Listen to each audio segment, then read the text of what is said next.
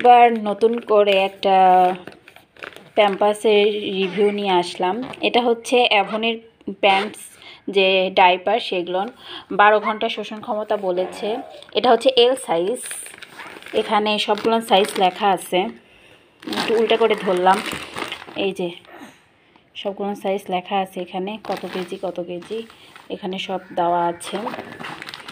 এটা মনে হয় 670 বা 60, আমি শিওর না। আমি এটা লিখে দিব যে এটার প্রাইসটা কত জেনে নিয়ে।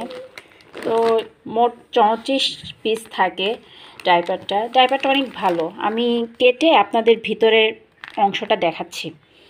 কিন্তু প্যাকেটে লেখা আছে 890, কিন্তু 890 না, এটা 670 মেবি। আমি তারপর আপনাদের শিওর হয়ে জানাবো নি আমার হাজব্যান্ডের থেকে।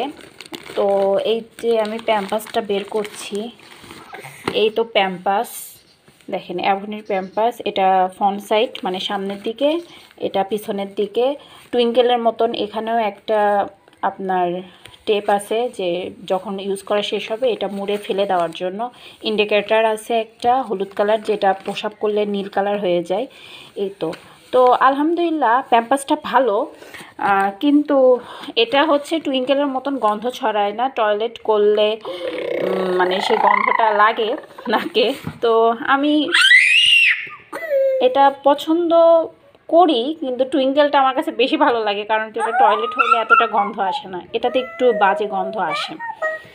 তো আপনাদের কাছে কেমন লাগলো বলবেন। আল্লাহ হাফেজ।